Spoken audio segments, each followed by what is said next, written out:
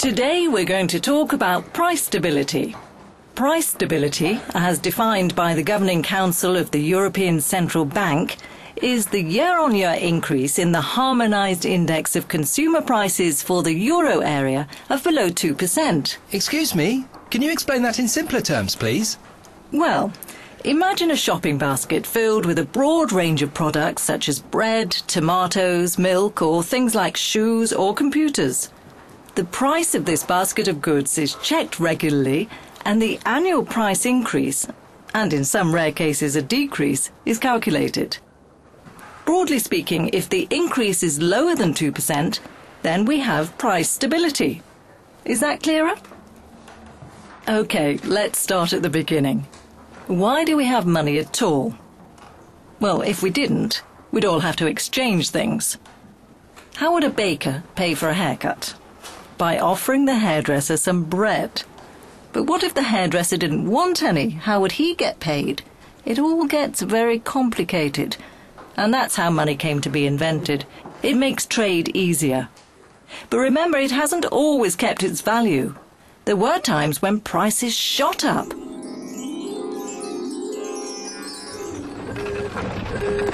Whoa! What's happened? Where are we? I don't know, but I'm hungry. Look at those. Now then, what can we get for 4 coins? What would you like? 2, please.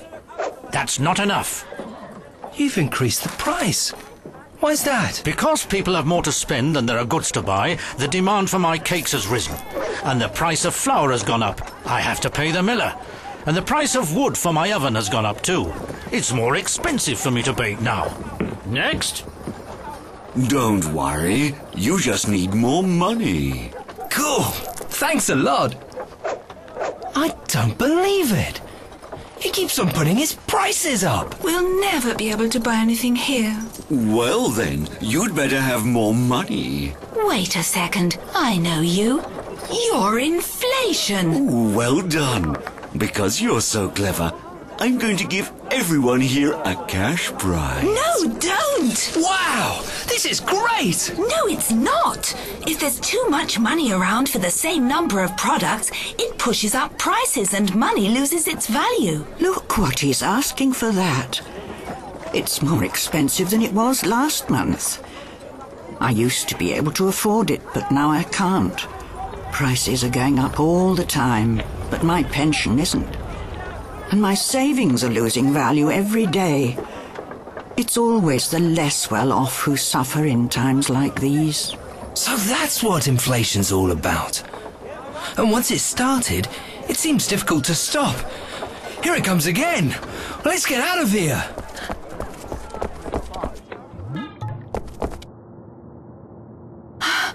Glad we escaped from that. I wonder who keeps an eye on inflation nowadays. Didn't the teacher say something about the European Central Bank and price stability? Yes. Let's try to find out some more. Look where we are. Excuse me? Is it true that your job is to keep prices stable? How do you do that? Maybe I can be of service. Right. How can I help you?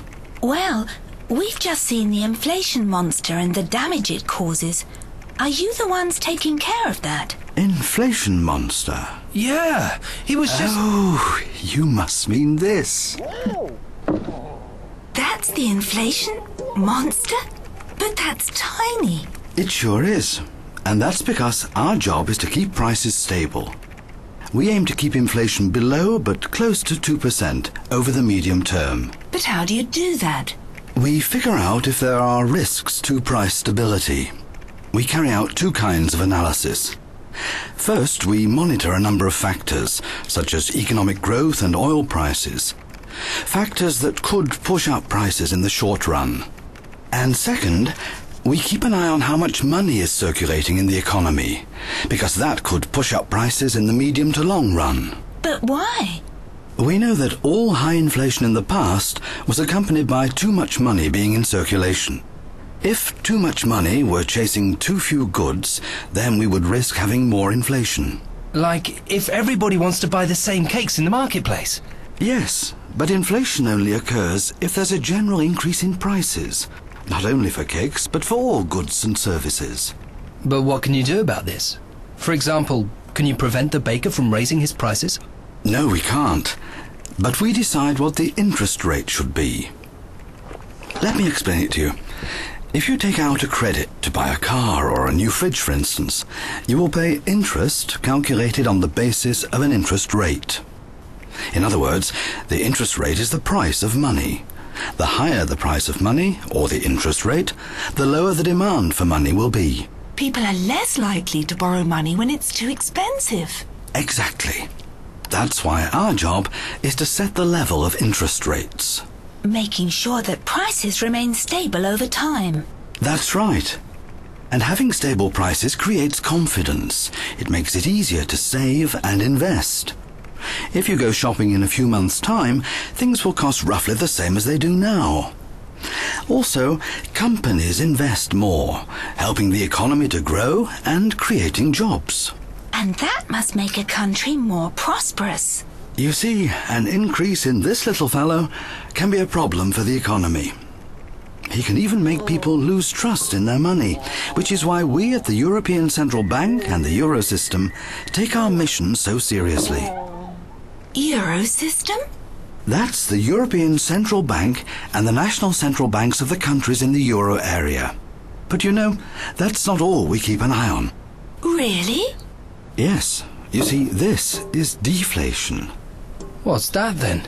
Deflation is a general decrease in prices. Sounds great. No, it's not.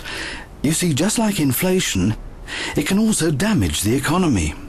For example, if all prices are steadily declining, you'll delay buying something, expecting it to cost less a week later and even less a month later. For the same reason, a company might decide to postpone its investments, and the economy would suffer. These little guys are destructive. And what is the primary objective of the European Central Bank and the Eurosystem? Well? To maintain price stability. Good. And to combat the inflation monster. Well, I suppose you could call it that. Yeah.